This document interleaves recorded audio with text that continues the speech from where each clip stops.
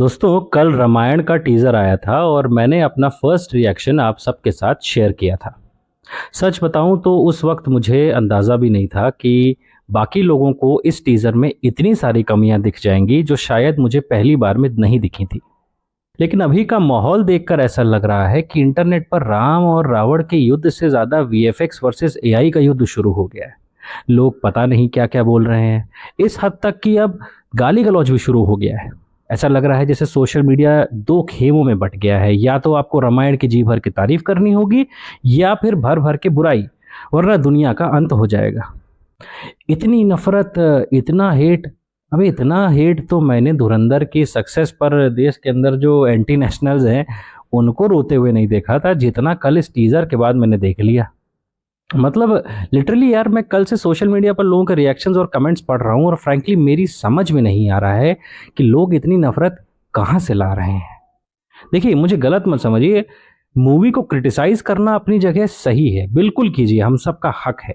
लेकिन जब वो criticism simple, illogical, pure hate में बदल जाए और आप इस हद तक गिर जाएं कि जबरदस्ती कमियां हर एक फ्रेम में निकालने लगे, तो वहां दिक्कत शुरू होती है। इसलिए मुझे लगा कि इस टीजर पर एक और रिव्यू करना चाहिए।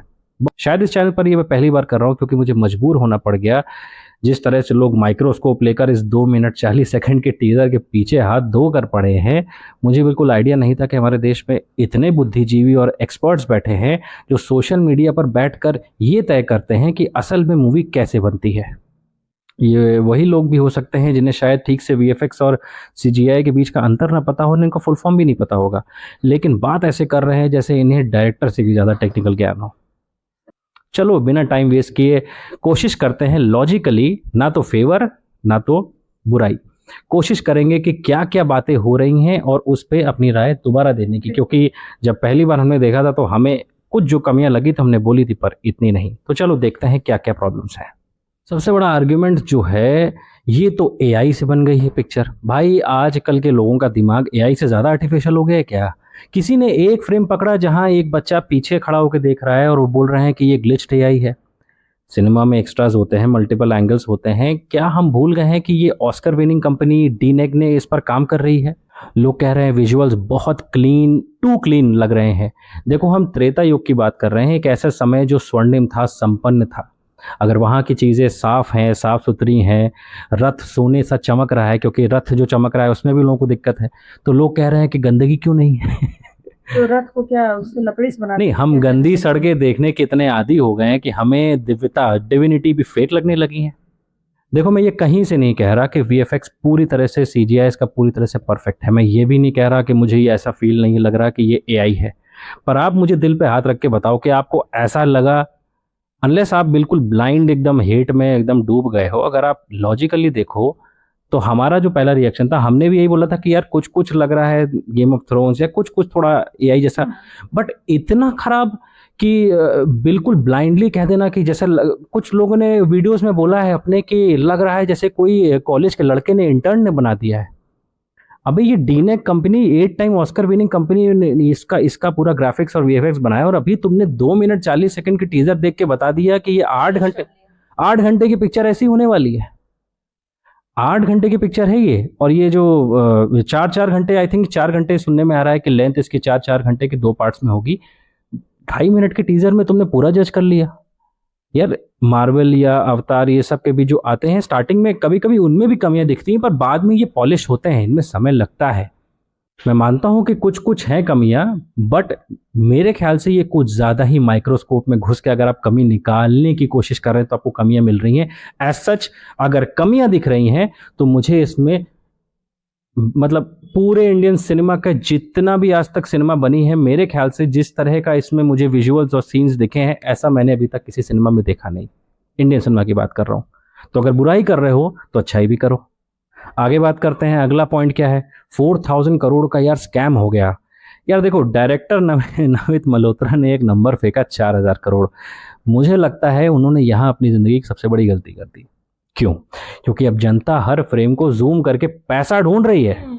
भाई इस फ्रेम में तो मुझे 100 करोड़ दिखाई नहीं दे रहे। अबे बजट अनाउंस करना एक डबल एज स्वॉर्ड बन गया उनके लिए। आपने स्केल तो सेट कर दिया, पर अब लोग फिल्म नहीं आपकी अकाउंटिंग देखने जा रहे हैं। हमें ये समझना होगा कि ये बजट सिर्फ एक पार्ट का नहीं है, बल्कि एक पूरी 8 घंटे की मूवी का है।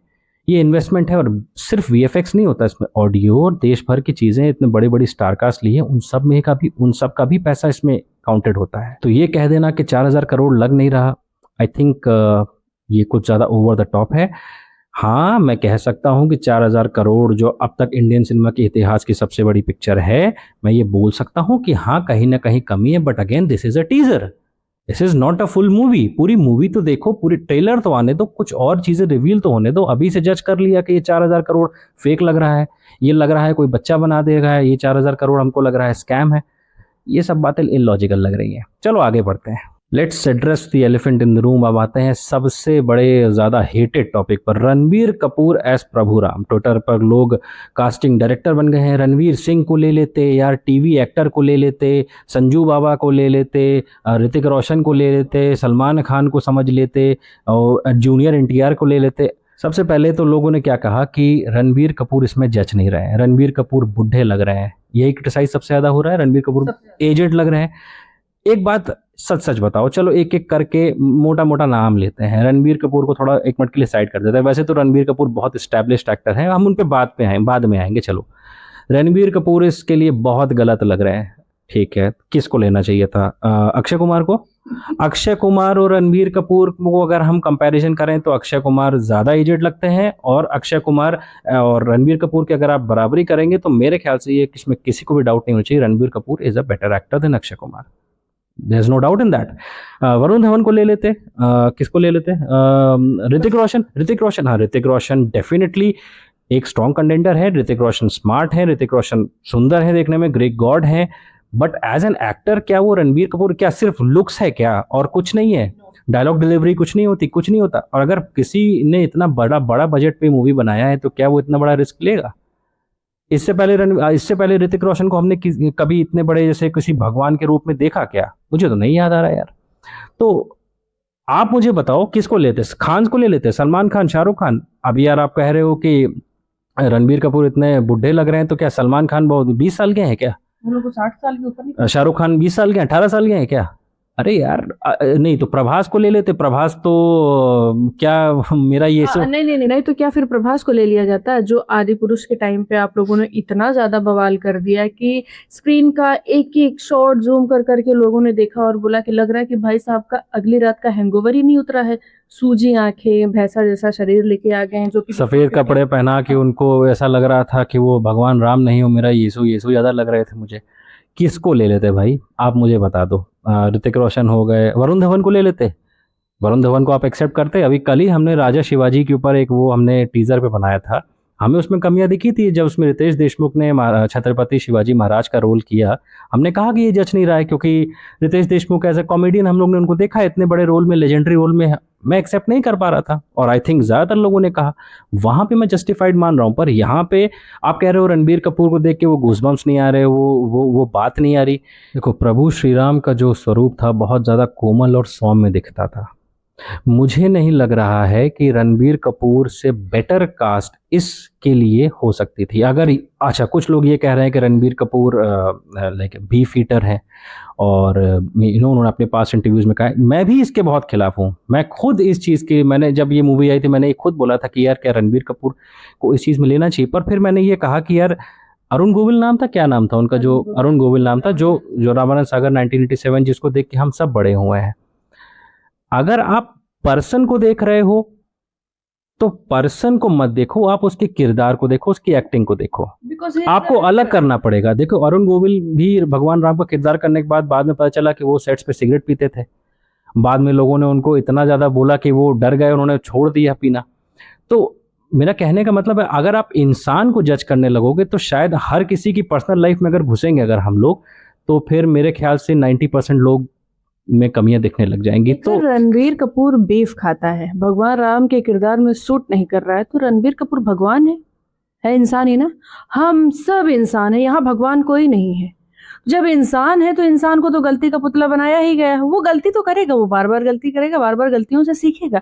वो भगवान राम के किरदार को अपने व्यक्तित्व के रूप में मतलब दिखा रहा है, वो एक्टिंग कर रहा है, वो भगवान नहीं है।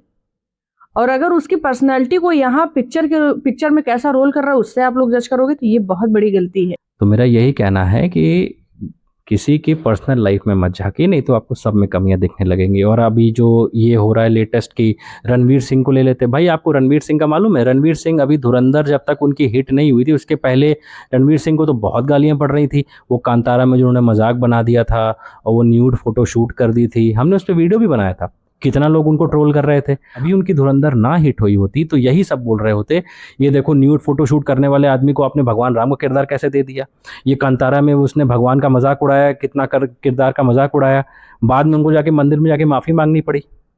तो वो भगवान का रोल करते तब। यार हर जगह आप चाहे तो कमियां निकाल सकते हैं। और एक बात, अगर अगर एक लाइन में बोलना हो तो एक एक्टर होता है, वो भगवान नहीं होता है। ठीक है, एक्टर अपना किरदार निभा रहा होता है, तो आप जज करिए कि वो किरदार सही रूप में निभा रहे हैं कि नहीं। जितना मैंने टीज़र में देखा, मुझे 100% मैं श्योर हूँ, जो सौम्यता, जो कोमलता, जो सुंदरता कह लो, जो एक ऑरा भी आजकल एक बहुत लोग बोल रहे हैं कि रणवीर सिंह में ऑरा नहीं दिख रहा है। यार पहली बात तो ये ऑरा होता क्या है? Aura is nothing but your own perception, right? आपको किसी में ऑरा दिख रहा है पर मुझे नहीं दिख रहा है, अब लो लड़ाई करो इस बात पे। अरे यार ऑरा ऑरा क्या होता है यार? ऑरा और अरुण गोविल जी भी जब तक 1987 में जो हमारी जो सबसे अच्छी जो रामायण बनी आज तक के इतिहास में, उसके पहले उनका क्या ऑरा था? तो किरदार निभाने के बाद ही ऑरा बना ना। तो रणबीर को भी मौका दीजिए, ठीक है? तो ये ऑरा वाला ये जो फालतू वाला आर्ग्यूमेंट है ये मत करो, क्योंकि ऑरा की बात जो है ना, आई थिंक जितना ऑरा मुझे उनका ये टीजर देख के लगा, मेरे हिसाब से तो ऑरा था। अब आपके हिसाब से नहीं था या जिनके भी हिसाब से नहीं था तो आई डोंट नो, बट ये ऑरा है इज अ पर्सनल ओपिनियन। ये ऑरा आप नहीं कह सकते कि मैंने उनके अंदर ऑरा देखा तो अब सबको उनके अंदर ऑरा दिखना चाहिए। ठीक है, मुझे उनके अंदर ऑरा दिखा, आपको नहीं दिखा, विच इज फेयर। एक और महायुद्ध चल रहा है, रामायण वर्सेस राजा मौली की वाराणसी। भाई देखो, वाराणसी एक कॉन्सेप्ट मोशन पोस्टर आया था, वो कोई एक्चुअल फुटेज नहीं थी, वो राजा मौली सर अपना विजन दिखा रहे थे, जबकि यहाँ नितेश तिवारी एक्चुअल सीन्स और कैरेक्टर्स दिखा रहे हैं।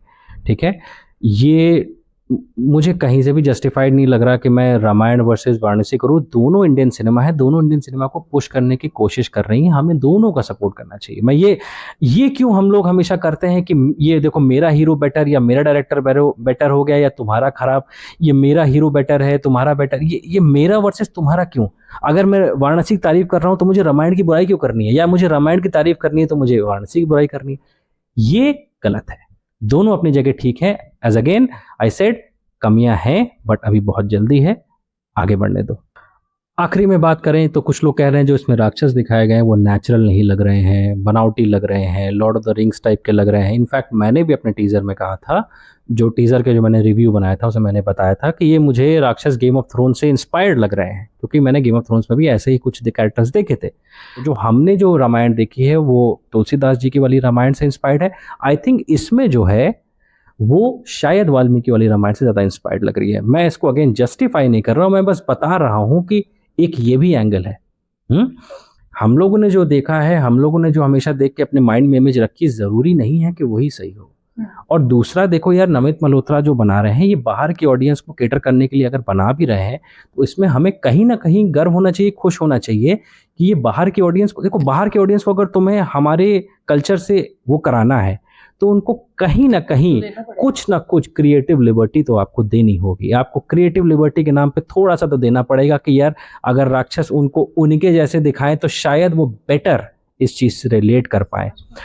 गुस्सा वहां होनी चाहिए अगर हमारे प्रभु श्री राम की इमेज को कुछ गलत तरह से दिखाते, गुस्सा वहां होना चाहिए। इनफैक्ट अगर अभी जब मूवी आएगी और अगर प्रभु श्री राम के डायलॉग्स, चूंकि आदि पुरुष में जितने घटिया डायलॉग्स थे, क्योंकि उसी की वजह से बदनामी हुई थी ना, आदि पुरुष जैसे घटिया डायलॉग्स हों या प्रभु श्री राम का कैरेक्टर खराब दिखाया जाए या उनकी ड्रेसिंग सेंस अजीब सी दिखाई जाए या माँ सीता को कुछ गलत तरह से दिखाया जाए, वहां पे आउटरीच करना जरूरी है। पर राक्षस जैसे नहीं दिख रहे। आई थिंक थोड़ा सा आपको लिबर्टी यहाँ पे डायरेक्टर को देनी पड़ेगी और अपनी गुस्से को सही जगह यूज करना पड़ेगा। अगर ये मूवी रिलीज होने के बाद क्योंकि मैं तो उसको देखूंगा सबसे फर्स्ट डे फर्स्ट शो, ये तो तय है। और अगर इस मूवी में मुझे कहीं से भी लगा कि डायलॉग्स खराब हैं या फिर आदि पुरुष जैसे घटिया हैं, प्रभु श्री राम के बारे में कुछ गलत दिखा है, तो मैं सबसे पहला हूँगा जो उसकी बुराई करूँगा। यही सब बातें हो रही थी, तो आई थिंक यही मेरा पॉइंट था, यही मैंने इस वीडियो में रखने की कोशिश की।